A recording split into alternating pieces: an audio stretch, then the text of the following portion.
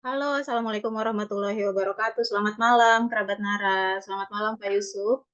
Selamat malam, Mbak Dita. Hmm, Selamat malam, selamat datang, kerabat Nara di Lisan atau Selisih Kebahasaan. Saya Dita Sabaria, perkenalkan, yang akan menjadi moderator pada malam hari ini. Em, Lisan, mungkin beberapa kerabat Nara juga sudah pernah mengikuti acara ini, atau mungkin yang baru bergabung, baru tahu bahwa ada acara Selisih Kebahasaan. Jadi ini adalah program diskusi kebahasaan yang bertujuan untuk mengulik lebih dalam elemen-elemen yang terdapat dalam bahasa Indonesia. Nah, acara ini diselenggarakan agar kerabat Nara memperoleh pengetahuan yang lebih luas dan komprehensif mengenai bahasa Indonesia. Nah, narasumber yang kami sediakan pun merupakan orang-orang yang memang sudah mendalami bidang kebahasaan. Hari ini narasumber kita sudah hadir, Bapak Yusuf. Selamat malam, Pak Yusuf. Malam semuanya. Selamat Malam, malam, Mbak Dita. Pak. Apa kabar, Bapak? Alhamdulillah sehat. Sehat ya. Oke, jadi Sobat Alhamdulillah. Nara, saya sedikit izin untuk memperkenalkan Pak Yusuf ya, Pak, ke kerabat Nara. Jadi Pak Yusuf ini adalah peneliti dalam bidang kepakaran linguistik teoretis di Pusat Bahasa Sastra dan Komunitas BRAIN. Betul ya, Pak? Betul.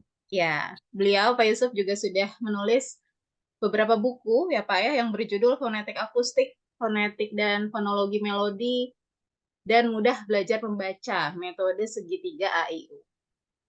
Pak Yusuf juga sudah menulis berbagai penelitian dalam bidang linguistik, khususnya fonologi, dalam berbagai jurnal, proceeding, dan media massa. Oke, jadi ini pertama kali saya bertatap muka nih dengan Pak Yusuf. Sebelumnya kita sudah kenalan ya Pak ya, melalui telepon. Sama. Ya betul. Kira kita bisa bertemu ya Pak, dan bertemu kerabat kerabat. Alhamdulillah. Iya. Oke, jadi hari ini kita akan membahas fonologi ya Pak ya. Sesuai judulnya, Betul. menyigi fonologi. Kita akan mengulik lebih dalam, kita akan menyelidiki lebih teliti fonologi. Nah, kira-kira nanti apa Pak yang akan Bapak sampaikan pada acara hari ini? Ya Dari sebenarnya yang disampaikan itu banyak ya. Tapi Mm-mm. karena waktu kita itu hanya 1 jam, Iya. sampaikan itu mungkin dari sesuatu yang sifatnya dasar ya, sampai ke hal-hal yang sifatnya universal ya. Mm-mm. Kita tidak akan fokus ke bahasa Indonesia, tapi kita melihat kronologi juga dalam bahasa-bahasa lainnya. Kira-kira seperti itu, Pak Tita. Oke, baik. Oh ya, Bapak lebih sedang dipanggil Bapak Yusuf, Kang Yusuf, atau ada panggilan lain nih Pak biasanya? Kalau teman-teman saya manggil nama saya itu Kang Yuswan ya. Kang Yuswan ya? Oh, oke, baik. Saya izin Yusuf untuk Irawan. panggil Kang Yuswan juga ya, Pak ya? Mangga Oh ya, silakan. lagi. Oke. Baik, mungkin kita bisa mulai, tapi sebelum itu saya mau ingatkan kerabat Nara, jika ada yang punya pertanyaan tentang pemaparan yang disampaikan Kang Yuswan nanti, silakan kirimkan di ruang komentar atau langsung mengacungkan tangan juga boleh. Langsung bertanya pada Kang Yuswan. Oke, mungkin kita tidak perlu berlama-lama lagi ya, Kang Yuswan. Kita bisa mulai saja. Apakah sudah Ya, ada materi yang disiapkan atau langsung ngobrol ada. aja? Ada ya? Oke, baik. Silakan, Oke. Kang Yuswan. Oke, terima kasih, Mbak Nita. Assalamualaikum warahmatullahi wabarakatuh. Waalaikumsalam warahmatullahi Waalaikumsalam wabarakatuh. warahmatullahi wabarakatuh. Selamat malam semuanya. Mudah-mudahan dalam keadaan sehat walafiat ya. Salam sejahtera untuk kita semua. Terima kasih Mbak Dita yang sudah memperkenalkan saya kepada teman-teman. Betul nama saya Yusuf Irawan dan saya sering dipanggil Kang Yuswan ya. Akronim dari Yusuf Irawan gitu. Em, di sini saya bukan pakar ya. Katakanlah saya itu orang yang suka atau senang dengan keilmuan fonologi gitu. Dia sering baca-baca. Kemudian ada beberapa penelitian yang dipublikasikan di jurnal begitu. Mungkin teman-teman di sini lebih tahu, lebih paham daripada saya. Kira-kira seperti itulah, Mbak Dita. Ya, sebelum ke materi, mungkin saya ingin nanya, Mbak Dita, apa pernah belajar fonologi ya? Iya, Pernah ya? kemarin kita juga ngobrol-ngobrol ya, Pak ya, di telepon. Nah, Jadi kemarin kita, kesannya seperti apa, Mbak Dita? iya, iya. Jadi kalau kemarin saya juga cerita sedikit, kerabat Nara ke Kang Yuswan dulu pernah belajar fonologi. Menurut saya pribadi nih, Pak ya, tapi nggak Ah, tahu nih iya, kerabat Nara. iya boleh, boleh, boleh. Menurut saya fonologi itu adalah salah satu mata kuliah bidang linguistik yang susah dibanding dengan yang Oke, lain. susah. Dibanding morfologi, sintaksis gitu ya. Fonologi itu punya apa ya? Jadi ada apa? Sesuatu yang harus kita hafalkan dan kita pahami lebih dalam lagi tentang bunyi-bunyi bahasa itu. Oke, saya senang sekali hari ini berkesempatan jadi moderator nih, Kang Yuswan. Saya mau Oke, belajar lagi dan mau ingat-ingat lagi tentang fonologi. oke, terima kasih. Saya pikir kesan yang disampaikan Mbak Dita itu tidak jauh beda dengan banyak mahasiswa kita ya. Iya, Kalau ya. belajar fonologi itu kesannya susah ya itu. Teman saya malah trauma ya dengan mata kuliah fonologi, dosennya galak, judes, tugasnya selalu Nah, salah. Kemudian harus mengulang. Jadi ketemu saya, oh, aduh ini trauma saya kalau belajar fonologi. Tapi mudah-mudahan setelah pertemuan ini teman-teman semua bisa senang lah dengan ilmu fonologi. Kira-kira seperti itu lah. Oke, ini saya ada materi yang bisa saya bagikan. Mau dari Mbak Dita atau dari saya? boleh silakan dari Kang Yuswan. Dari saya dulu ya. Oke, ini seperti ini kayaknya. Oh ini ya. Oke, bisa dilihat oleh Mbak Dita dan teman-teman. Bisa sudah terlihat Sudah materinya? terlihat, Pak. Sudah. Oke, terima kasih. Oke, judulnya adalah menyigi fonologi. Jadi kita mulai dari definisi ya. Jadi dari definisi kita bisa lihat bahwa fonologi itu berasal dari bahasa Yunani, fon. Fon artinya bunyi, kemudian ditambah sufiks logi. Logi itu dari logos yang artinya hal yang dibicarakan. Kira-kira fonologi adalah ilmu yang mempelajari tentang bunyi bahasa. Jadi fonologi bunyi bahasa. Kira-kira sifat saja dalam kepala kita. Kemudian tugas fonologi itu apa? Eh, Tugasnya itu yang paling utama adalah menginventarisasi bunyi bahasa. Misalnya kita di lingkungan kita di apa di kabupaten kita katakanlah ada sebuah bahasa X namanya. Nah, kita sebagai katakanlah ahli fonologi ya, orang yang senang fonologi, kita coba menginventarisasi bunyi bahasa tersebut. Kira-kira di situ ada berapa vokalnya, ada berapa jumlah fonemnya, ya. Vokalnya apa saja, konsonannya apa saja, diftongnya apa saja, gitu ya. Nah, nanti ada keluar jumlah dan nama-nama dari fonem-fonem tersebut. Ada fonem A, fonem I, U, ya seperti itu. Kemudian setelah itu kita akan mengidentifikasi fonotaktik dari bahasa tersebut. Satu bunyi bahasa mungkin bisa berdampingan dengan bunyi bahasa lain, katakanlah bunyi X ya. Tapi dalam konteks bahasa yang lain, bunyi tersebut mungkin tidak bisa berdampingan dengan bunyi X tersebut. Jadi setiap bahasa itu punya sistem fonologi yang sama, ya. Tapi maksudnya memiliki sistem fonologi yang memiliki kesamaan ya dalam sistem fonologinya, atau juga dia memiliki perbedaan dengan bahasa yang lainnya. Yang kemudian kita juga bisa membandingkan sistem bunyi satu bahasa dengan sistem bunyi bahasa lain. Kalau misalnya teman-teman dari bahasa Jawa, teman-teman bisa membandingkan bahasa Jawa teman-teman bunyi dalam hal sistem bunyinya dengan sistem bunyi bahasa misalnya bahasa Madura, bahasa Bali, ya atau mungkin juga dengan bahasa-bahasa di luar sana, bahasa Korea, bahasa Jepang ya, seperti itu. Kemudian kita mempelajari perubahan bunyi bahasa. Mungkin pernah lah teman-teman di sini mendengar istilah asimilasi, disimilasi, diftongisasi, apokope ya, sinkope ya, kemudian metatesis, aparesis dan sebagainya. Itu juga dipelajari dalam konteks fonologi.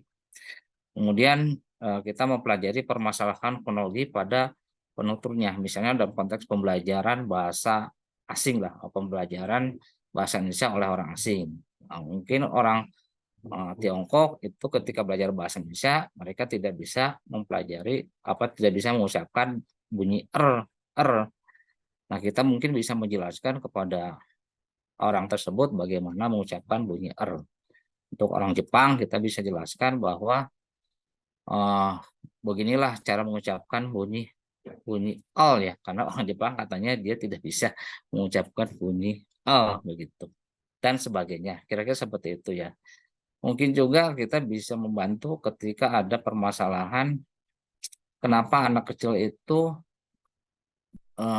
seringkali bertukar posisi bunyi ya ketika mengucapkan sebuah kata ya. Jadi ini apa sih maksudnya gitu kan.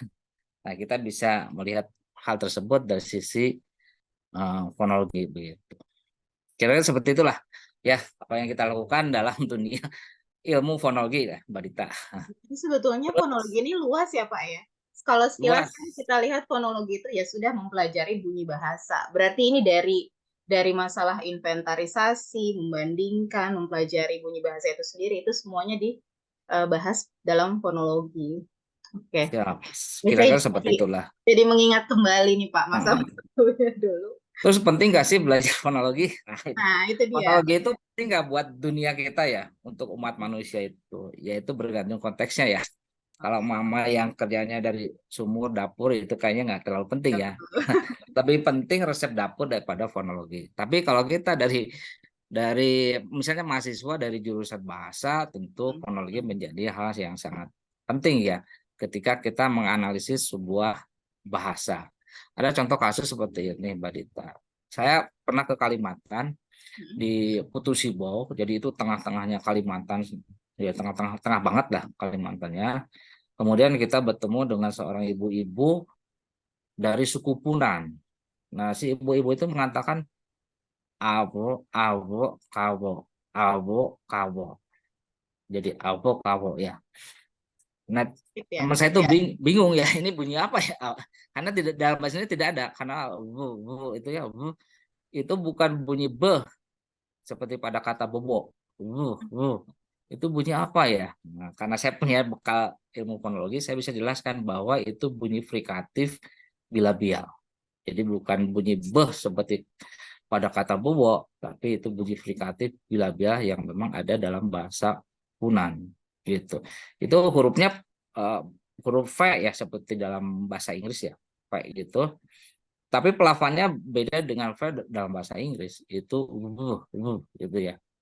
Itu. Kira-kira kalau kita mau pelajari fonologi kan ketika di lapangan kita terbantu ya dalam analisis bahasa ya. Seperti itu. Kalau Nah, kata tadi mungkin ketika kita mau tuliskan hurufnya itu kan bingung ya Pak. Kira kalau kita nggak tahu fonologi, apakah ini harusnya V atau B misalnya seperti itu. Tapi dengan betul tahu sekali. ilmunya fonologi, oh ini ada sesuatu yang beda nih tadi ya. Istilahnya apa Betul. tadi Pak? Saya lupa. Bunyi frikatif bilabial. Labial. Oh, Hmm. oke. Kalau bunyi eh, Bilabial frikatif letupan, letupan. bobo. Tapi kalau avo, kavo itu bunyi frikatif bilabial. Kalau Bilabial. itu bunyi letupan bilabial. Ini beda, beda tipis ya, Beda tipis, iya betul. Kalau beda nggak tahu tipis. fonologi, kita mungkin menyangkanya itu sama. Ya, Oke, kira-kira seperti itu. gitu. Kemudian ada persepsi yang berbeda ya di antara para ahli bahasa. Jadi fonologi itu adalah induk dari keilmuan fonetik dan fonemik gitu. Jadi apa ada cabangnya gitu ya. Kalau fonetik itu kajiannya nanti berhubungan dengan fisik bunyi bahasa, dengan akustik bahasa, dengan artikulasi bahasa dan dengan persepsi bahasa atau dengaran bahasa. Kalau fonemik itu berhubungan dengan fonem bahasa, Hmm. dengan bunyi bahasa yang abstrak ya, abstrak itu. Kalau fonetik itu fisikanya dari bahasa tersebut. Nah, kemudian persepsi kedua adalah fonetik dan fonologi itu sejajar gitu ya. Sejajar, satu sisi dia fonetik berhubungan dengan fisik bunyi bahasa, satu sisi fonologi berhubungan dengan abstraksi bahasa atau gramatika bahasa. Dalam hal ini fonologi sama dengan fonemik. Nah, gitu. Mungkin ini agak ini ya agak berat lah.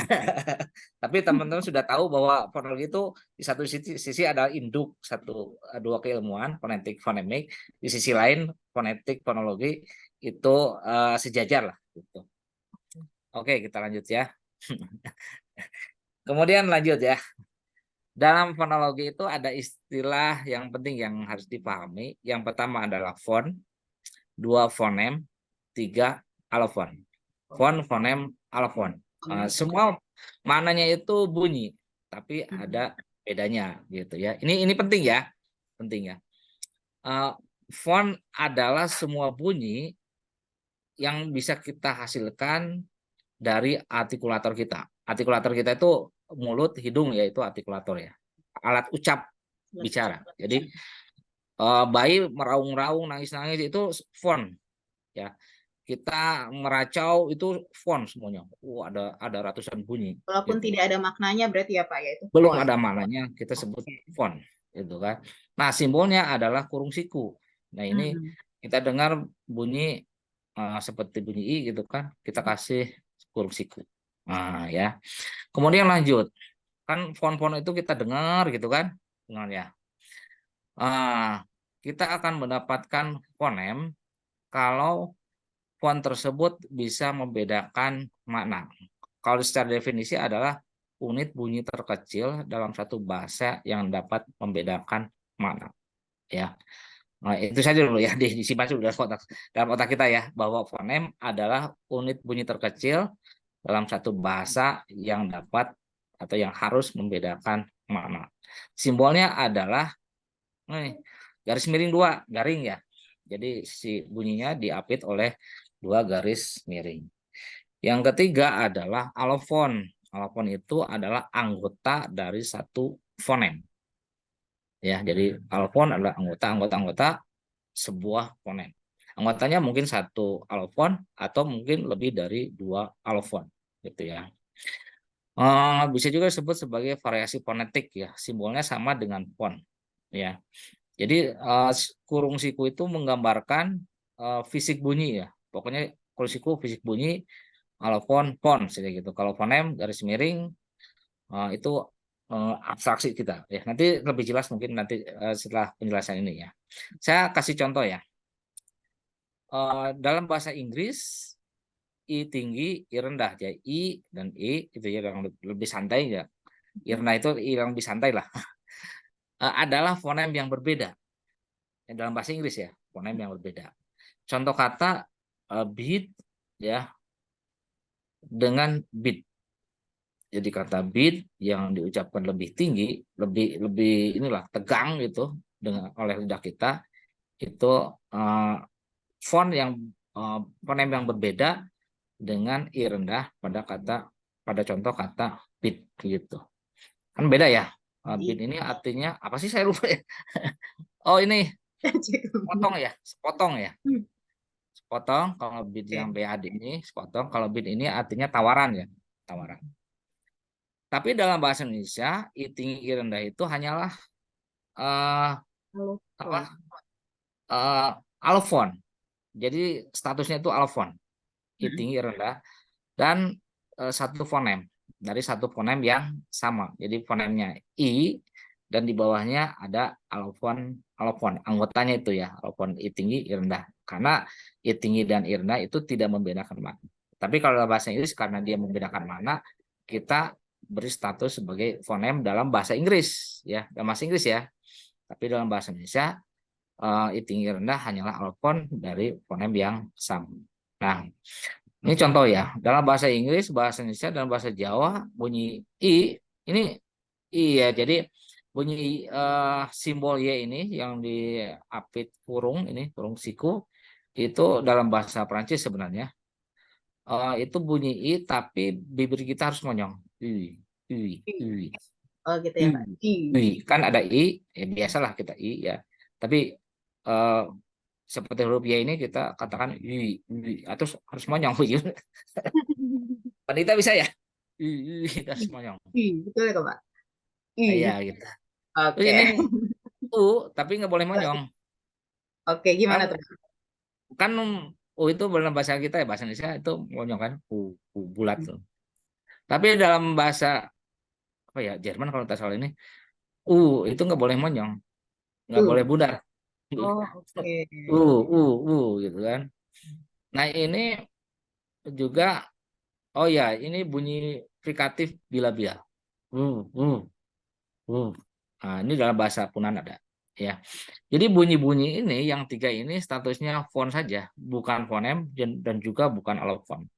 Jadi ketika kita berbicara dalam bahasa Indonesia Terus kita mengeluarkan bunyi-bunyi ini, orang pasti nggak ngerti karena statusnya bukan fonem, gitu ya. Terus dalam bahasa Sunda yang dulu yang asli itu bunyi apa gitu. Yang keh ini seperti dalam bahasa Arab itu juga hanya alfon bukan fonem bukan alfon. Oke ya, bisa dipahami ya bahwa fonem adalah apa tadi unit bunyi terkecil yang bisa Ya makna membedakan ya. mana gitu kan. Kalau dia bisa membedakan mana, oke lah kita beri status sebagai fonem. Tapi Fonem. selama dia tidak bisa membedakan mana, itu mungkin hanya alfon saja atau hanya font saja. Bisa ya? Nah, ini ada penjelasannya. Fonem dan alofon pada tiap bahasa ini bisa berbeda ya, sangat berbeda ya, beda-beda. Tentu berbeda. Ya ada bedanya, ada samanya gitu ya. Nanti Ada kita yang jelaskan. berstatus sebagai fonem, lalu alofon saja, atau font Iya saja. betul. Mm-mm. Di Wah, ini satu bisa bahasa dia bisa di ini. fonem, di bahasa lain dia bukan fonem begitu. Oke.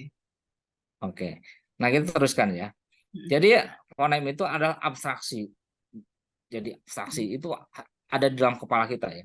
Jadi seperti pengetahuan lah. Seperti kan ketika kita mengatakan kalimat Susan makan nasi.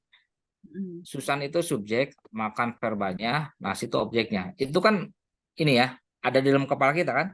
Kita kan tidak pernah mengatakan subjek verba objek ya. Kita katakan Susan makan nasi. Nah, subjek verba objeknya ada di kepala kita, tapi Susan makan nasi itu ada di mulut kita, keluar dari mulut kita. Tapi SVO-nya, subjek verba objeknya kan di kepala kita. Jadi itu abstraksinya itu di kepala kita, gitu ya. Dia hanya citra bunyi atau representasi mental ya. Dalam istilah Ferdinand de Saussure, teman-teman pasti pernah dengar nama itu disebut dengan langnya, bahasanya. Tapi fon dan alofon itu fisik bunyinya, dia bersifat artikulatoris, auditoris, akustik ya. Atau dalam ini semuanya itu fonetiknya. Dalam istilah Ferdinand Saussure itu parolnya yang kita katakan. Parol itu tuturan yang kita katakan. Susan makan nasi itu parolnya. Tapi subjek verba objek itu langnya, ya bahasanya itu. Nah, citranya itu, citra bunyinya itu, gitu ya. Nah ini ada gambar. Jadi fonem itu ada dalam isi otak kita, bukan otaknya, tapi ini ya isinya lah. Ya. Softwarenya kalau komputer itu softwarenya, gramatikanya, bahasanya, fonemiknya, fonologisnya, gitu. Tapi kalau alofon itu adalah deskripsi fisiknya, ya artikulatorisnya, auditorisnya, akustiknya, tuturannya, gitu ya, dan bersifat fonetik. Kira-kira seperti itu ya. Jadi alofon itu ada di sini, ada di mulut, ada di telinga ya. Nah, terus ada di udara, di ruang udara. Nah, tapi kalau fonem itu di isi kepala kita. Ya, subjek verba objeknya itu di kepala kita. Gitu. Ya. Bisa ya dipahami ya, Mbak Dita? Ya Pak, Atau saya ini jadi masih ingat lagi masih nih pelajaran masih bingung, fonologi. Bisa ya dipahami ya, teman-teman. Kalau ada Iya. yang nggak paham ya boleh nanya. Ya kerabat Nara, kalau ada yang mau langsung bertanya boleh langsung kirim Langsung ke saja ya. Nggak usah menunggu sesi tanya jawab, langsung aja. Spontan saja. angkat tangan ya Pak ya. Ya. Nah, kan tadi tugas fonologi itu atau tugas ahli fonologi itu mencari fonem kan, menginventarisasi fonem lah, gitu kan, mencari vokal, mencari konsonan gitu. Nah, caranya bagaimana, gitu kan, mencari fonem-fonem itu kan, mencari abstraksi di kepala orang itu, caranya dengan menggunakan pasangan minimal atau posisi biner lah. Jadi pasangan minimal adalah pasangan kata yang hanya memiliki perbedaan satu bunyi dan itu harus beda gitu kan. Iya. Ini contohnya, saya ambil contoh dari bahasa Melayu, Selayar dan Sinhale Sri Lanka ya. Dalam bahasa Melayu ini familiar kan? Mati, mata. Katakanlah kita cari kata mati dan mata ya. Atau kita dengar kata mati dan mata, kita sandingkan. Oh, I dan A itu ternyata bisa membedakan makna. Oh, berarti kalau gitu I dan A bisa kita tetapkan sebagai fonem, gitu kan? Terus cari lagi kan kata yang lain, malu dan mau. Oh, ini uh, al, bunyi lateral al ternyata membedakan mana. Malu adalah apa, mau adalah apa kan? Beda ya, bedakan ya. Jadi akhirnya kita katakan al di situ sebagai fonem, udah 3 fonem kan, seperti itulah. Kemudian pipi dan pipit kan, hanya ada satu bunyi yang berbeda di situ. Ada bunyi teh yang bisa membedakan. Nah, akhirnya bunyi teh, ya bunyi dental teh, kita tetapkan sebagai fonem lagi gitu ya.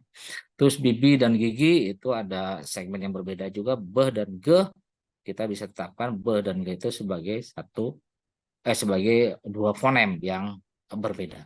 Nah, ini gampang ya kalau gini ya. Dalam bahasa Indonesia, bahasa Melayu itu masih gampang lah. Tapi ketika kita ke Sulawesi Selatan, ke Indonesia yang sebelah sananya gitu, bahasa Selayar nih, di Sulawesi Selayar, di Sulawesi Selatan, kita mulai ini nih, mulai rumit nih fonologi itu ya. Tapi jangan patah hati ya, jangan patah semangat maksudnya. Katakan kita dapat 2 kata bohong dan bohong ya, bohong dan bohong. Jadi bedanya h dan ya, dua-duanya sama-sama glotal h dan itu ternyata bisa membedakan makna. Satu kerudung, yang satu artinya bom. Nah, itu ternyata dia sebuah fonem. Kan kalau dalam Indonesia saat gitu ya. Jadi H dan itu untuk glottal stop kita katakan sebagai fonem. Kita tetapkan sebagai 2 fonem yang berbeda. Jadi enggak karena membedakan lah ya, bohong dan bohong itu dalam bahasa Sunda. Kemudian lanjut lagi, kita nemu kata kasih dan kasih. S-nya pendek, S-nya panjang, ya kan? Jadi yang kalau S-nya pendek artinya kain putih, kalau S-nya panjang artinya hambar. Oh, S pendek dan S panjang ternyata bisa membedakan mana. Keduanya kita tetapkan sebagai fonem yang berbeda. Terus lanjut ke balo dan balo. Satu artinya lubang, satunya lagi artinya cantik. Oh, berarti itu fonem yang berbeda. Gitu. Tapi dalam bahasa Indonesia ada masa yang S-nya yang ditulis S-nya 1 dan masa yang S-nya ditulis 2. Itu fonem yang berbeda bukan? Maknanya beda. Mananya beda. Tapi Masa dan masa kan. nah, pengucapannya Masa dan masa. Beda. pengucapannya sama. Sama ya? Oh, sama ya, Pak? Masa dan Secara masa. alamiah kita mengucapkannya sama. Oh, Tapi iya sih. ketika kita sadar, oh 2 S-nya harus panjang lah. Pas Itu lihat tulisan baru nggak sadar natural tuh. itu. Oh, iya. Mas, Oh, iya. mau S-nya 1, masa S-nya 2, ya secara natural kita katakan masa. Oh, iya. Atau Ya. masa yang satu lagi, Pak. Kerusuhan masa, kerusuhan Pertanyaan masa. masa gitu. Maka kan kita tidak mengatakan kerusuhan massa, kerusuhan Terus, massa saja. Karena oh, itu pelafalannya sama, walaupun artinya beda, yaitu S double S itu dalam bahasa Indonesia tidak bisa ditetapkan sebagai fonem. oh, Seperti itu, Mbak Rita. oke. Karena Oke ya. pengucapannya sama ya. Nah, karena pelafalannya sama, walaupun artinya beda gitu. Oke ya. Ya, walaupun memang ketika kita sadar, oh itu S-nya 2, masa dong. Enggak, gitu. Iya, iya. Terus kita Ini, ya Pak, keluar lah apa ya. boleh ditampilkan layar penuh supaya lebih jelas? Ini ya, Yang tombol layar penuh, Pak. tombol layar penuh. Bentar. Supaya lebih jelas. Nah, saya itu jarang-jarang presentasi, jadi ini apa? Bingung karena bukan dosen ya, saya peneliti menulis sebelah mana ya? Ini eh, Ya sudah, oh, Pak, lanjut, Pak. lanjut aja ya. Ya, lanjut aja, Pak. Nggak apa-apa. Atau mungkin Tapi semoga bisa kerabat Nara masih bisa jelas ya melihat ya. coba tanya ya. Bisa bisa masih bisa lihat ya. Screen saya share penuh ya. Jelas, Pak. Jelas Jelas ya. ya. Nggak usah diubah-ubah lagi ya. Takutnya ngilang. Saya peneliti sih, jadi banyakan ngetik bukan banyak presentasi. Jadi kata orang Pak ini ada, aduh bingung saya. Oke lah. Oke. Oke, lanjut saja ya. Lanjut, Pak. Oke, ini Oke, kita tebak-tebakan ya, Pak, setelah ini. Tadi saya lihat kita ada bukan kata ya. tebak. Ini ke bahasa Sinhale ya. Ini boleh dengan teknik seperti ini di beberapa kata di ini kan. Yang penting ada beda satu segmen yang berbeda. Ini kade, kane, kande dan kande. Beda ya. Nah, Oke. ini artinya sudah beda. Satu pundak, telinga, gading, bukit ya. Sama Nah, semua. nah semua. Nah, ternyata kita dapatkan 3 fonem, de, en, dan de, ya kan? De. Nah, itu fonem yang berbeda. Yang de itu kita sebut dengan pre-nasalized stop ya. Jadi bunyi nasal sebelum bunyi letupan. Bunyi nasalnya en, letupannya de. Nah, ini seperti dalam bahasa Jawa ya. Bandung, Mbak, Mbak Yu ya. Nanti kita dengar pendapat teman-teman dari Jawa Ya. ya. Jawa Tengah, Jawa Timur lah. Betul nggak sih Banda itu ada dalam bahasa itu ya? Oke, lanjut ya. Nah, ini ada tebak-tebakan. Tebak. Saya tidak menggunakan istilah jawab ya, karena takutnya terlalu serius ya. Tebak aja lah, tidak ada beban kan. Telur dulu atau ayam dulu kan gitu. Apa bedanya burung orang Jawa dengan burung orang Betawi? Nah, Hmm. burung orang Jawa dengan burung otak dengan orang Betawi, tapi yang berhubungan dengan fonologi. Kira-kira ada yang mau jawab atau Mbak Dita? Mbak Dita dari mana asalnya? Jawa, Sunda Silakan tuh. kerabat Nara. Kalau saya Jakarta, Pak. Oh, Betawi ya. Oh, Iya. berarti harus jawab nih. Atau kerabat Nara mungkin ada yang orang Jawa atau orang Ya, Betawi boleh. saya Ini bersuara. ada beberapa pertanyaan, Pak, tapi nanti kita kumpulkan ya, Mbak. Mungkin ada yang mau jawab pertanyaan pertama dari Kang Yuswan. Bedanya burung orang Jawa dengan Ah, Betawi. Apa ya? Kalau coba saya Mbak Dita aja. sekilas, sekilas kayaknya nggak ada perbedaan itu kan hewan, terus bunyinya karena mereka kan nggak mempelajari bahasa Jawa dan Betawi. Hmm. Kecuali burung beo mungkin Masnya, apa maksud ya? saya begini, orang Jawa mengatakan burung dan orang Betawi mengatakan burung. Bedanya apa? Oh, oke. Saya nggak tahu Oh, kalau kalau bahasa Jawa. Kalau orang Betawi apa ya bilang burung? Bang pernah ngobrol sama orang Jawa, benar kan?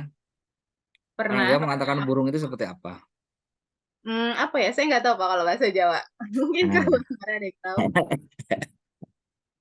Kita pernah dengar istilah medok ya. Orang Jawa Hmm, itu kalau ngomong itu medok, jadi meledak-ledak gitu. hmm, Ada yang kayak muncat-muncat gitu ya. Jadi misalnya mereka tidak mengatakan burung hmm. seperti orang Betawi mengatakan itu atau orang Sunda, tapi burung, burung, Oh, burung. oke. Ininya pelafalannya maksudnya. Karena ini Oh, belajar fonologi kan, bukan belajar hmm, burung kan.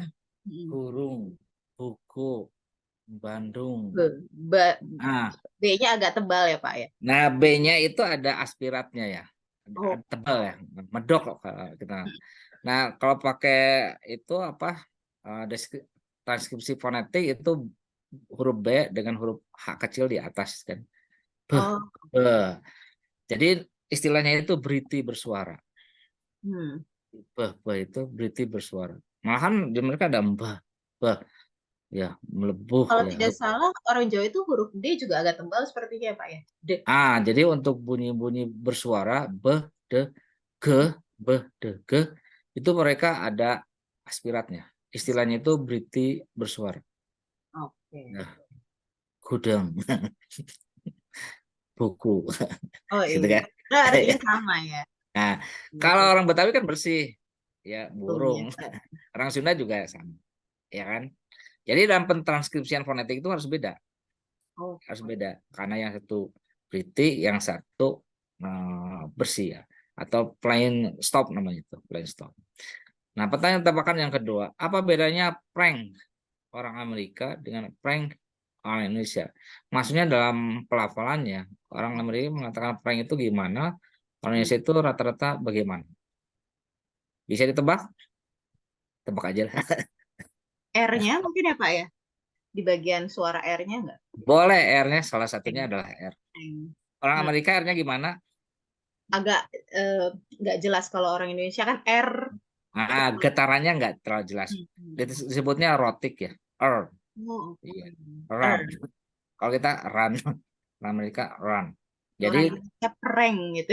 tidak R-nya. ngetril. Itu Iya. satu ya. Yang lainnya apa? Apalagi ya? Ya, Huruf akhiran K-nya kayaknya Pak ya. Kalau Amerika betul. biasanya K. Prank. Nah, ada gugus konsonan, prank. Nah, Oh iya. prank. Ada ke-nya itu. Tapi orang Indonesia ya prank, we, gitu. Hmm. Prank aja gitu kan. Tambah satu lagi apa? Satu, dua, udah tadi ya. Mm-mm. Terakhir. A-nya bukan, Pak. Gimana? A. Mungkin. Oke, sangat mungkin ya. Frank gitu kan. Frank. Tapi Frank kayaknya dengan sama Frank. beda. Dari P, konsonannya apa? P, Konsonannya. P, Nah, P. pehnya. P. Ya. Kalau bunyi peh, orang Amerika Frank. itu ada aspiratnya. Ya. Ada muncrat-muncratnya. Pink. Sour. Ada H kecilnya. Kalau Jawa kan geh, beh, degehnya. Frank. Amerika itu peh, tekehnya. Ya. Gitu kan. Ouch. Jadi ada muncratnya begitu ya. Nah, jadi mereka mengatakan Frank. Kalau orang kita prank. Oke ya. Itu dalam bahasa Arab. Nah, bahasa Arab tidak ada bunyi O, tapi sering terdengar O. Apa coba? Contohnya apa? Tolabul ilmi lah, tolab ya. Sodakoh. Mm-mm. Nah, kan di Arab itu kan AIU. Kalau belajar ikro ya, fatah, domah, kasrah, A, I, U. Tapi terdengar O, to, do, go. Padahal di sana Allah. nggak ada Allah. Padahal di sana nggak ada Allah. Nama coba. Oke, bisa jawab, Mbak Dita? Tebak aja, Alofon. bukan jawab lah.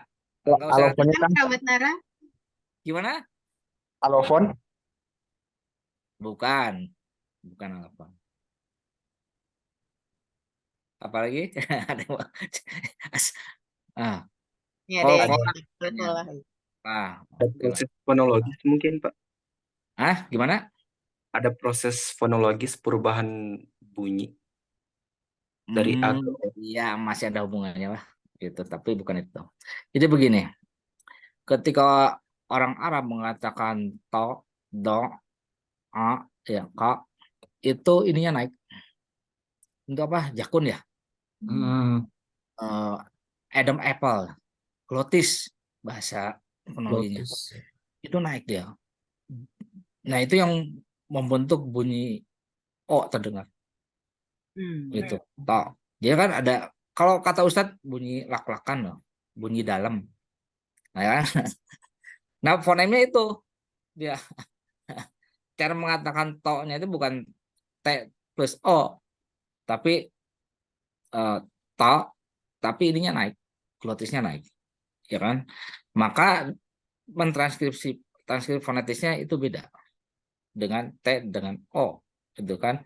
Dia ada bunyi apa transkripsi ya huruf T gitu kan, simbol fonetik T, tapi ada tanda tanya kecil gitu untuk menunjukkan bahwa itu bunyi varingal namanya.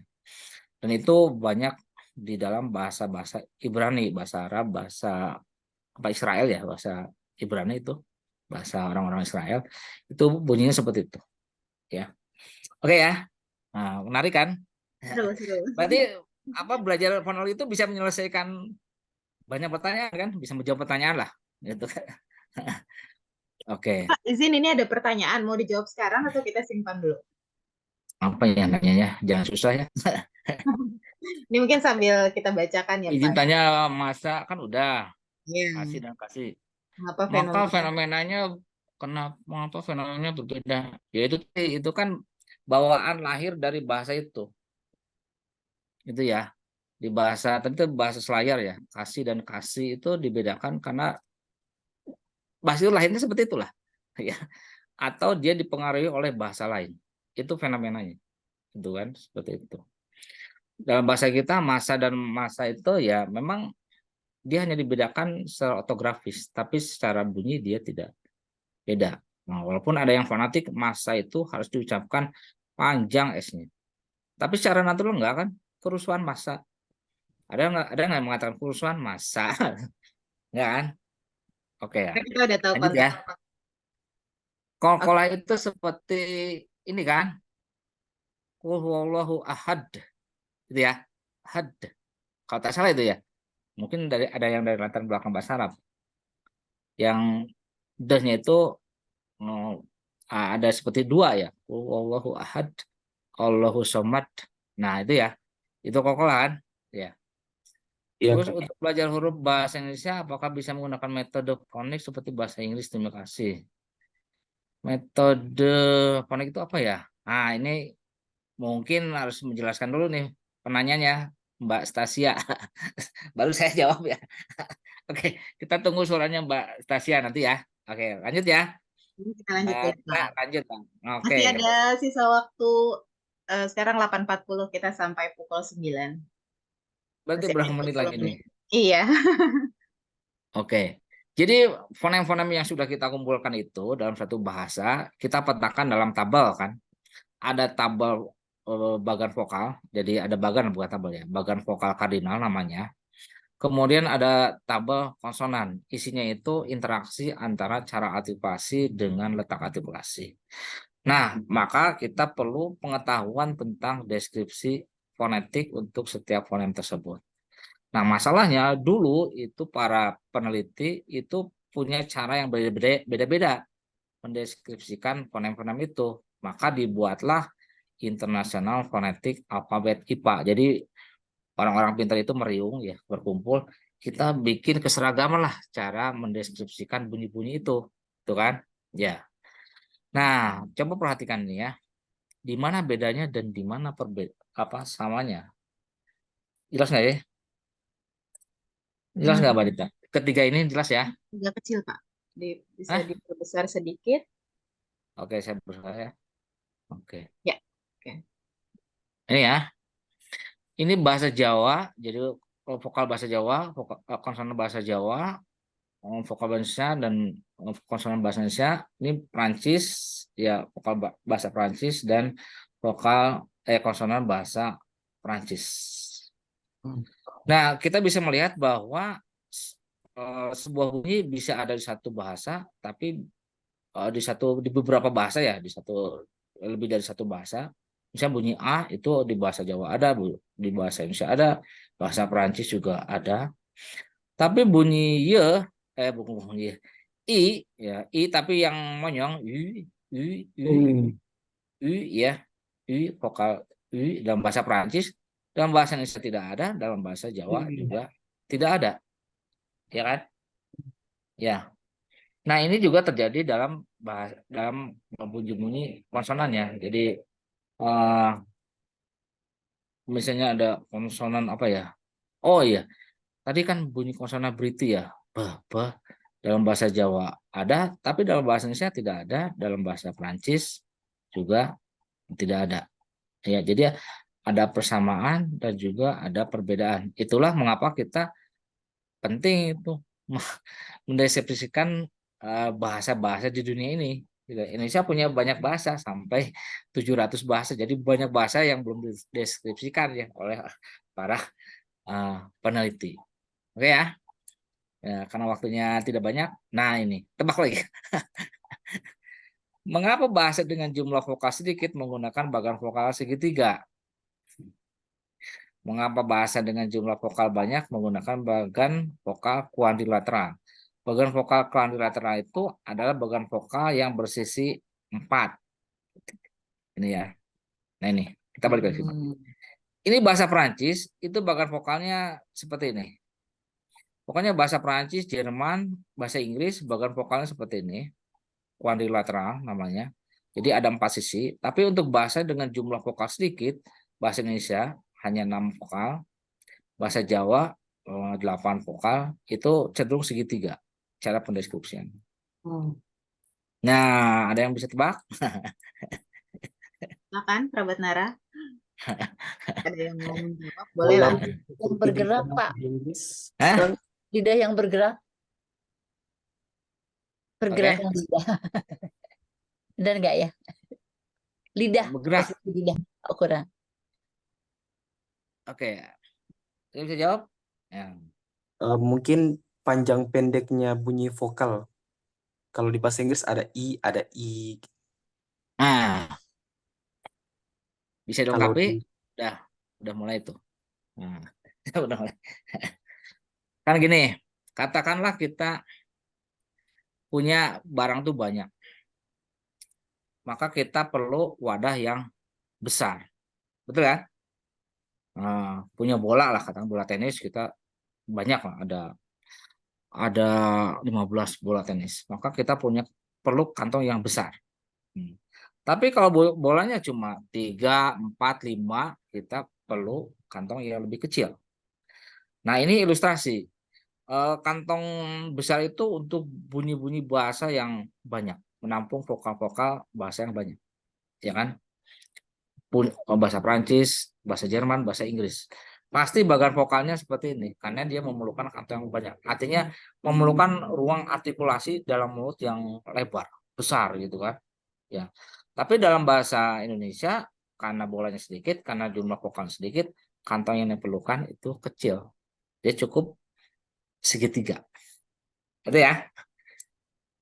Oke ya, bisa dipahami ya. Ini fonologinya lebih scientific namanya. Fonologi saintifik, Mbak Dita namanya. Nah, mengapa bunyi vokal cenderung padat di depan pada bahasa dengan bunyi vokal banyak? Nah, balik lagi. Kenapa bahasa dengan jumlah vokal yang banyak, ya misalnya 11, 12, 13, 14, dan seterusnya, itu bunyi itu numpuknya di depan. Bisa kelihatan ya? Ini nih. Bisa kelihatan ya?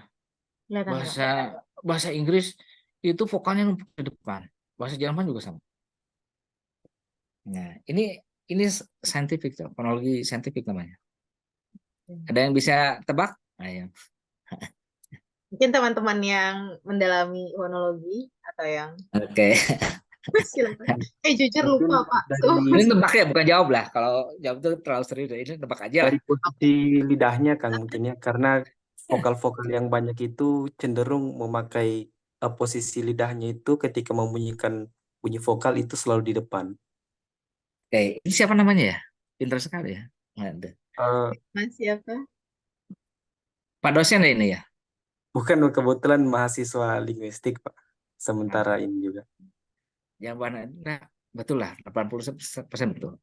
Ini terkait dengan artikulator lidah. Artikulator kita kan banyak ya. Langit-langit mulut, bibir, apa terus velar ya. Velum dan sebagainya pokoknya. Dari semua artikulator itu yang paling lincah pergerakannya itu ujung lidah. Nah, ujung lidah kita kan. Makanya dimainkanlah itu bagian depan lidah itu. I tinggi, I rendah, E tinggi, E rendah gitu kan. Terus begitu kan. Banyak sekali. Nah, itulah mengapa bunyi-bunyi vokal begitu nambah di satu bahasa itu di depan. Ini hubungannya dengan lidah kita. Ya kan? Kalau bibir kan susah. Ya, kurang lincah. Jadi tidak selincah lidah kita. Gitu kan? Bunyi belakang, lidah belakang kita nggak selincah. Nah, ini kita apa? Lidah depan kita. Gitu. Itulah logika ilmiah mengapa bahasa dengan jumlah vokal 11, 12, 13 dan seterusnya itu vokal itu numpuk di depan. Ya tadi yang siapa tadi namanya yang bisa jawab itu kan luar biasa. Ini kan saintifik ya. Menarik nggak sih fonologi ya? Fonologi itu tidak hanya melafalkan bunyi-bunyi ya, bunyi bo, bila ucap ngomongnya gini, ngomongnya gini. Enggak. Kita mencari logika ilmiahnya seperti apa. Oke. Nah, kita lihat nih ya.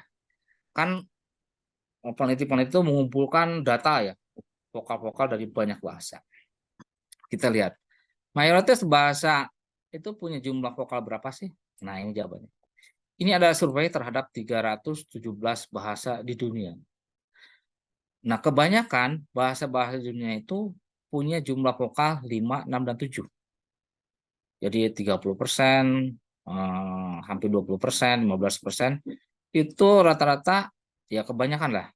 Jumlah vokalnya 5, 6, dan 7. Bahasa Indonesia jumlah vokalnya berapa? 6. A, I, U, E, O, dan E. 6 ya. Berarti dia ya universalannya itu di bawah satu level lah.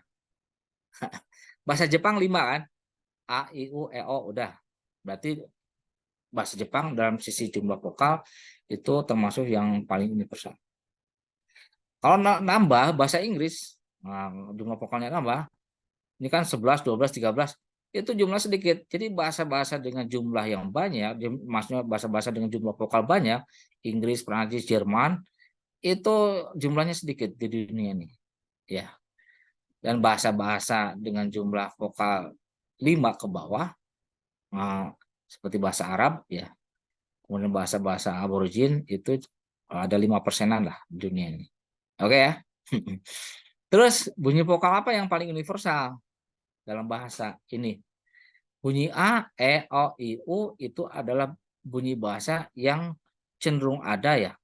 Bahkan selalu ada dalam bahasa manapun. Nih ya. Bunyi A, E, O, I, U itu bunyi itu selalu ada dalam bahasa manapun. Carilah bahasa yang tidak ada bunyi A, E, O, I, U. Susah ya. Susah. Nah, tapi coba lihat ke kiri, ada E, ada E. Kan ini ada E dalam seperti dalam bahasa Indonesia, pepet ya, dalam bahasa Melayu. Dan itu ada simbol fonetik seperti bunyi I tapi dipotong 2 gitu ya. Itu Sunda. Sunda. Ya, ini. Nah, ini termasuk yang sulit ditemukan di banyak bahasa. Nah, bunyi seperti dalam bahasa Sunda kan jarang ya. Susah kan nyarinya itu di bahasa mana gitu kan. Mungkin di Aceh ada, ya Aceh ada katanya. Seperti itu.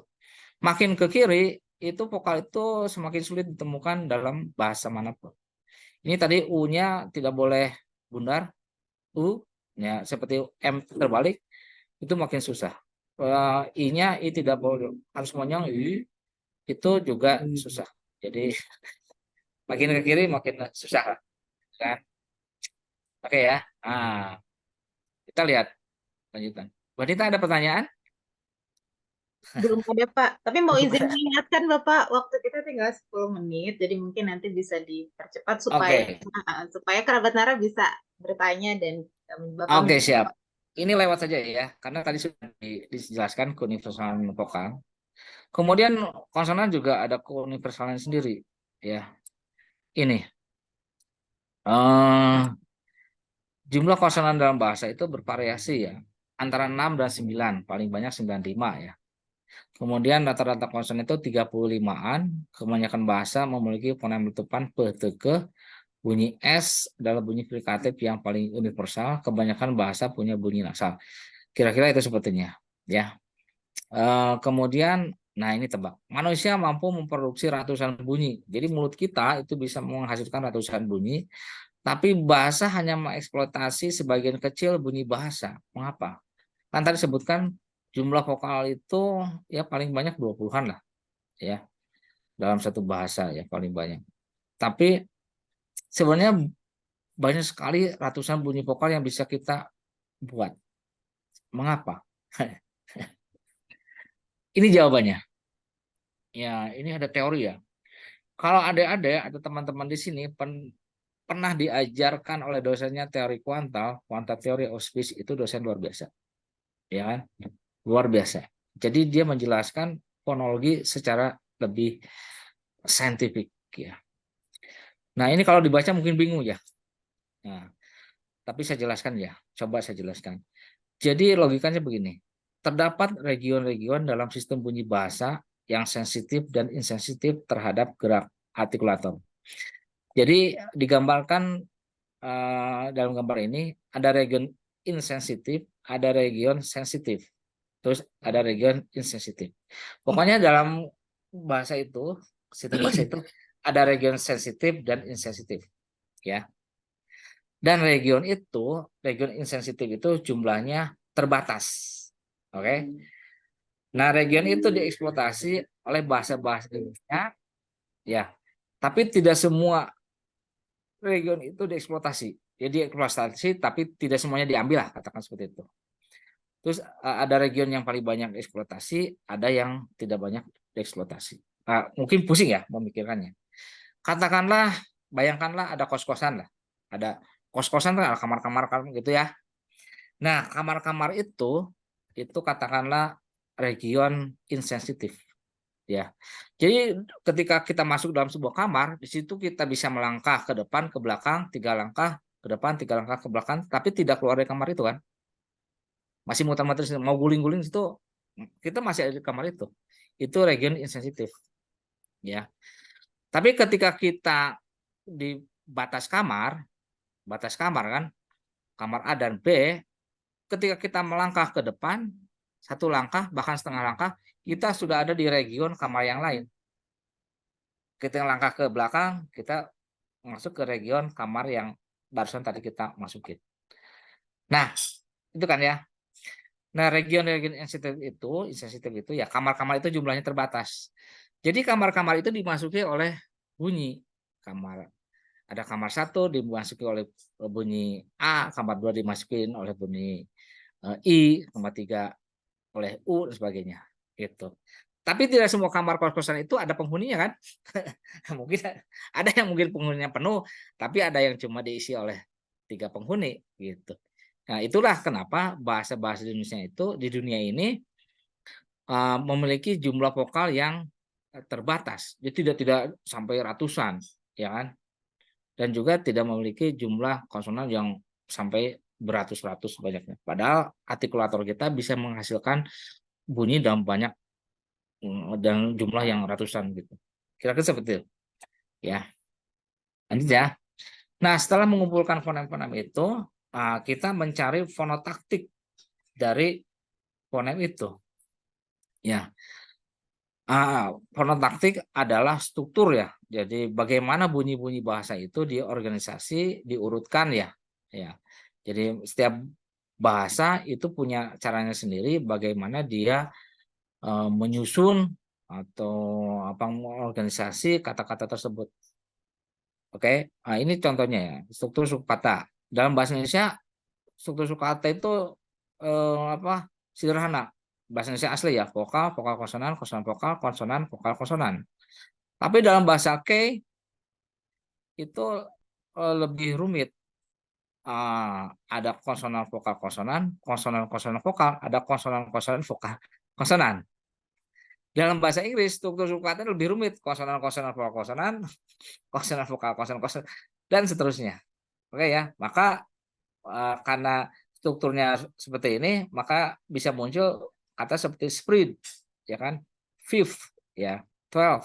Tapi dalam bahasa Indonesia asli tidak seperti itu. Nah, dia punya struktur suku kata yang kompleks setelah dia menyerap dari bahasa lain. Jadi kata seperti traktir, konteks ya, struktur, triplex, korps itu diambil dari bahasa asing. Nah, aslinya dia seperti vokal konsonan, konsonan vokal, konsonan vokal, konsonan. Hanya itu saja, gitu ya. Kemudian dalam bahasa Indonesia itu gugus konsonan serapan kan, sifatnya itu serapan. Di traktir, konteks ini salah membuat ya.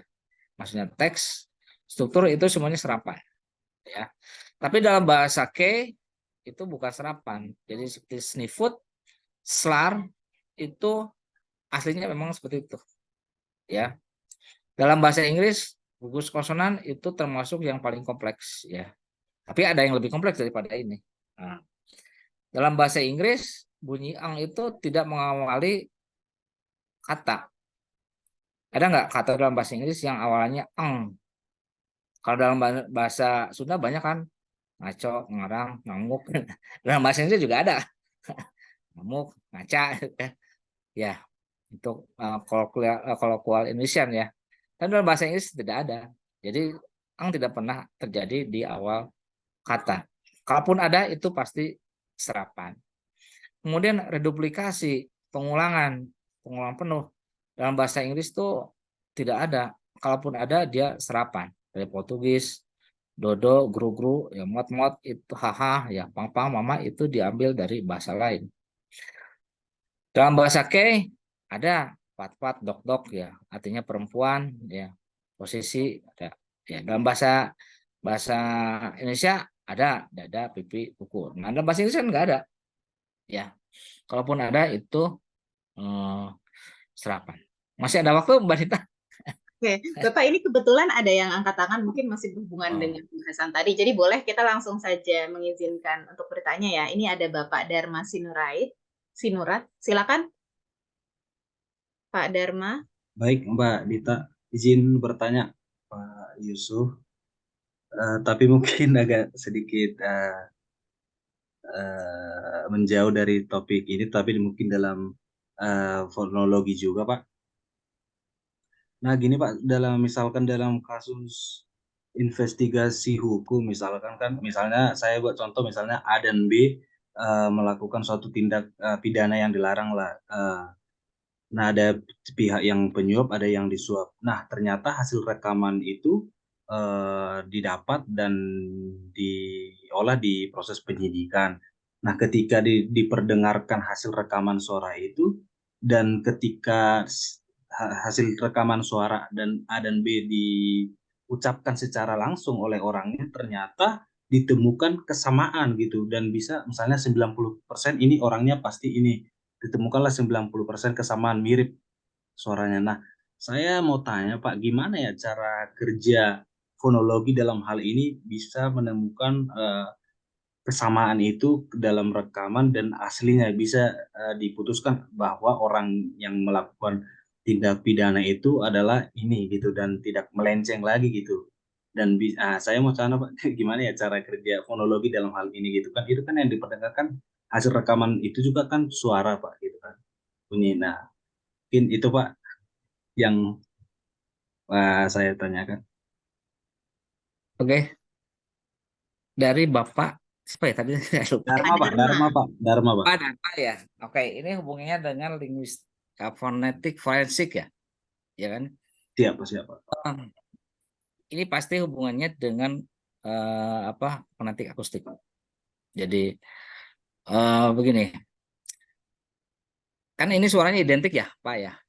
Iya Pak, jadi misalnya ditemukan 90% misalnya sama gitu, misalnya Nah, orang yang melakukan ini misalnya saya gitu, padahal saya awalnya mengelak gitu Pak, begitu bukan saya gitu. Tapi setelah suara saya diperdengarkan langsung dengan hasil rekaman itu identik, misalnya gitu Pak. Nah, gimana ya cara kerjasama, cara menganalisis itu dalam fonologi gitu Pak? yang pertama itu pasti persepsi dulu, Pak. Oh, persepsi. Misalnya begini, diperdengarkan dua suara ya, dua Gitu. file suara. Nah, diperdengarkan pada misalnya 30 orang. Kalau misalnya ada 29 yang mengatakan ini suara yang sama dari orang yang sama, ya berarti itu hampir identik, Pak. Kalau identik sekali itu tidak mungkin. Tapi bisa dikatakan hampir identik gitu. Begitu ya. Itu satu langkah. Yang kedua adalah melalui analisis fonetik akustik. Jadi walaupun orang itu berucap dalam konteks yang berbeda, dalam situasi yang berbeda, tapi bisa dilihat persamaannya. Dari mana persamaannya? Itu bisa dilihat dari ruang atau cakupan ya, istilahnya itu range dari forman-formannya. Ada istilah forman 1, kedua, 3 ya. Ini menjelaskannya sangat ini ya, ilmiah begitu ya. Ya, Misalnya begini, suara saya dengan suara Bapak itu beda kan? beda. Beda. Itu bedanya dari forman-formannya, Pak. Dari frekuensi forman-forman itu. Nah, frekuensi forman yang beda itu hasilnya dari mana? Itu dari alat ucap artikulasi kita yang berbeda. Saya dengan Mbak Dita itu ketika mengatakan kata baju, itu di mana ya sama kan? Saya ngomong baju, Mbak Dita ngomong baju. Dimanai atau ditangkap meaningnya itu oleh Pak Dharma sama. Oh, sama-sama baju ya. Sesuatu yang dipakai dalam badan kita. Tapi itu frekuensinya beda, Pak. Beda. Ya kan? Karena Mbak Dita struktur artikulatornya itu ukurannya itu beda dengan saya, maka menghasilkan suara yang berbeda. Tapi saya ngomong hari Senin, kemudian saya ngomong lagi hari Rabu, ya kan? Itu suaranya tidak bisa identik, tapi hampir identik kan Pak ya? Iya Pak. Taunya dari mana? Pertama dari dengaran, itu yang paling mudah. Yang kedua, kita akan melakukan pengukuran forman-forman dari tuturan itu. Forman itu apa? Forman itu jadi malah ke fonetik akustik ya. format itu ada frekuensi dari artikulator kita. Bunyi A dan bunyi itu punya format yang berbeda, gitu Pak. Jadi ada itunya puncak-puncak frekuensi namanya itu kalau secara definisi akustik ya. Gitu. Nah itu memang oleh ahli yang khusus ya. Saya bisa mengukur forman-forman suara Pak Dharma, tapi kalau untuk bersaksi saya tidak menjamin gitu.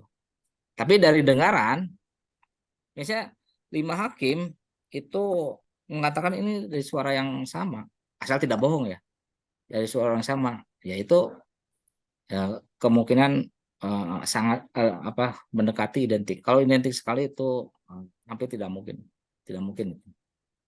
tapi identik, gitu kan ya? Siap, Pak. Oke, ada lagi pertanyaan? Terima kasih Pak Dharma dan Pak Kang Yuswan atas jawabannya. Mungkin ini karena keterbatasan waktu nih Kang dan kerabat Nara, jadi mungkin sebelum menjawab pertanyaan kerabat Nara lainnya, Kang Yuswan bisa memberikan tambahan sedikit yang belum, dan mungkin ada simpulan nanti. Ada beberapa pertanyaan lagi yang belum terjawab. Silakan Kang Yuswan. Oke, dilanjutkan ya? Yang dulu aja penutup, mungkin singkat saja. Oh, penutupan ya? Ya. Oke, jadi gini, dalam fonologi itu, fonologi memang rumit ya, Iya. tapi sangat menarik ketika kita membandingkan satu bahasa dengan bahasa lain. Untuk ditangkap logika ilmiahnya mengapa itu terjadi. Itu kan ya. Seperti yang tadi tanyakan Pak Darman, bagaimana sih membuktikan itu? Ya kan? Ada cara-cara tentu yang bisa kita lakukan. Ya. Misalnya begini, bunyi ya, seperti pada kata belum, itu frekuensinya tidak akan jauh dari 500, 1500, 2500 dan 3500. Walaupun beda orang itu frekuensinya ada beda, tapi lingkarannya itu tetap di situ. Nah, saya ajak teman-teman itu untuk mempelajari fonologi ya dan fonetiknya secara lebih mendalam. Kira-kira seperti itulah, Mbak Dita ya. Oke. Maksudnya seperti itu kan? Ini Kalau sayang materi sekali karena waktunya terbatas, sebetulnya banyak ini materinya itu belum sebenarnya selesai ya. Dan ternyata fonologi sedalam 1 jam itu. tuh nggak cukup. Iya, 1 jam sepertinya tidak cukup. Berarti nanti mungkin bisa ada sesi-sesi lainnya nih dengan Kang Yuswan, harapan kita semua. Ya. Tapi ini masih ada pertanyaan, Kang. Mungkin saya bacakan ya di kolom tanya jawab. Ini dari Bapak atau Mas Lutfi. Pertanyaan saya adalah, apakah aksen yang dimiliki oleh seseorang dapat memengaruhi perbedaan arti dan bunyi? Apakah aksen yang dimiliki oleh seorang dapat mempengaruhi perbedaan arti dan bunyi ya? Maksudnya perbedaan arti ya? Jadi aksen itu berkaitan dengan bagian mana dan tuturan kita yang diberi tekanan ya. Gitu kan ya? Orang-orang mempersepsi kalau naik, aksen naik, nah itu nanya ya, kemana gitu kan. Tapi kalau misalnya aksennya mendatar, apa sih, itunya nggak nanya kan, dia ke pasar. Nah, dia ke pasar. Nah itu kan aksennya datar ya. Tapi kalau dia ke pasar, aksennya kan beda ya. Nah di situ kita lihat bahwa aksen yang beda atau intonasi yang berbeda itu ternyata membedakan mana. Kalau dalam hal itu makna gramatikanya, membawa makna gramatika statement, deklaratif, di sisi lain membawa makna interrogatif. Kan reaksi orang juga beda kan. Mau ke pasar, nah pasti orang itu merespon kan. Kalau misalnya saya mau ke pasar, ya orang kan nggak merespon, ya nggak nanya. Aksennya aksen deklaratif ya nggak nanya, nggak ada jawaban gitu kan. Belum lagi aksen yang misalnya takut gitu kan. Beda aksen kan. Kalau takut ya takutnya biasa, tapi kalau takut itu kayak lihat hantu genderuwo itu. Mana mana eksternal linguistiknya beda. Nah, ya, kalau tadi makna gramatika yang beda. Yang barusan makna eksternal linguistiknya yang berbeda. Seperti itu Pak Lutfi ya. Oke, baik. Terima kasih Kang Yuswan atas jawabannya. Mungkin 2 pertanyaan terakhir ya, kerabat Nara. Ini karena waktunya terbatas. Mohon maaf juga Kang Yuswan nih jadi mengambil waktunya lebih dari pukul 9 dan kerabat Oh, nggak Nara. apa-apa, sampai tengah malam juga. Oke. Oke, baik. Ini ada yang angkat tangan dari Mas atau Pak Rispat, silakan.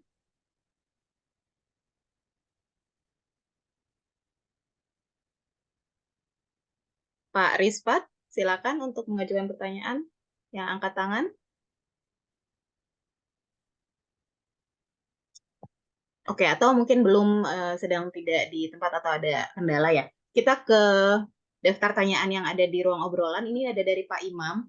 Bagaimana prospek penelitian pada bidang fonologi di era sekarang dan masa depan, Kang Yuswan? Oke, bagaimana prospek penelitian sekarang dan masa depan ya? Kayaknya fonologi itu selalu punya prospek ya, terutama di Indonesia. Indonesia kan punya banyak bahasa ya, sampai 700-an bahasa. Orang-orang Eropa itu datang ke Maluku, Papua, ya. Artinya apa? Ya, ya mereka meneliti fonologi ya, bahasa-bahasa yang ada di sana. Artinya apa? Ya, prospek penelitiannya itu sangat luas. Bisa dilihat dari fonologi segmental, dari sisi fonologi vowel konsonan. Bisa dilihat dari fonologi suprasegmental, yang tadi ya, aksen, tekanan. Ya. Di Papua itu ada bahasa tona, seperti bahasa Mandarin. Jadi membedakan kata itu dari aksennya, dari intonasinya. Misalnya kalau bahasa Mandarin kan ma dan ma itu kan beda makna. Di bahasa Papua itu ada bahasa Maya, Matbat itu mereka membedakan makna satu kata dengan kata lain itu dengan aksen tadi. Ya kan? Pokoknya prospeknya luas lah gitu. Jadi jangan ragu ya, Kang Yuswan. Jangan ragu terjun ke dalam dunia fonologi. Oke, baik. Ini karena waktu kita terbatas, Kang Yuswan dan kerabat Nara, jadi mungkin itu adalah pertanyaan terakhir yang dijawab oleh Kang Yuswan karena sudah tidak ada lagi saya lihat di kolom komentar. Mungkin ada kalimat penutup terakhir dari Kang Yuswan sebelum kita sudahi acara ini. Oke, saya ucapkan terima kasih ya kepada bahasa yang sudah mengundang saya. Terima kasih kepada Mbak Dita Sama-sama, Kang juga, Yuswan. teman-teman semua. Mohon maaf kalau semua materi tidak sempat saya sampaikan karena waktunya terbatas. Tapi saya pikir materinya bisa dinikmati oleh teman-teman ya secara tertulis gitu ya. Bisa dibagikan ke teman-teman seperti itu. Jadi kalau yang berniat terjun fonologi ya jangan ragu ya, teruskan, carilah peluang-peluang yang prospektif seperti tadi. Indonesia banyak bahasa, tidak akan habis waktu kita untuk waktu hidup kita tuh keburu habis ya. Sebelum semua fonologi bahasa di Indonesia itu bisa dipelajari. Kira-kira seperti itu, Mbak Dita. Oke, baik. Terima kasih Kang Yuswan dan kerabat Nara atas kehadirannya hari ini. Sesuai dengan topik kita hari ini, menyigi fonologi, kita betul-betul menyelidiki dengan teliti nih dari pemaparan Kang Yuswan tentang fonologi ini. Jadi kami Narabahasa mengucapkan terima kasih atas kesediaan Kang Yuswan untuk memberikan materi untuk kerabat Nara. Saya mau izin sedikit untuk memberikan informasi kerabat Nara. Jadi jika kerabat Nara punya usul tokoh lagi nih tentang untuk membahas bahasa Indonesia atau linguistik, untuk diundang ke acara lisan selisih kebahasaan, kerabat Nara bisa menyampaikan usulan melalui media sosial Nara Bahasa. Lisan ini diselenggarakan pada hari Jumat pada pekan pertama per 3 bulan. Dan ini ada pesan sponsor sedikit nih Kang Yuswan dan kerabat Nara, jadi saya izin menyampaikan. Jadi ada promo saat ini di Nara Bahasa, yaitu promo rembulan. Jadi ada diskon sebesar 9% untuk semua pembelian kelas publik di Sinara. Jadi silakan kerabat Nara jika ingin membeli kelas-kelas atau mengikuti kelas-kelas di Sinara. Dan juga ada potongan harga sebesar 9.000 untuk buku kebahasaan di Tokopedia Nara Bahasa. Jadi jangan lewatkan kesempatan ini ya. Oke, mungkin cukup dari saya, kerabat Nara dan Kang Yuswan. Sekali lagi terima kasih atas kesediaannya dan Terima kasih juga sudah hadir pada acara Selisih Kebahasaan episode 14 Menyigi Fonologi. Terima kasih Kang Yuswan dari kerabat Nara. ya, sama-sama. Terima kasih semua. Mohon maaf kalau ada salah kata ya. Ya, mari Ya, selamat malam. Assalamualaikum.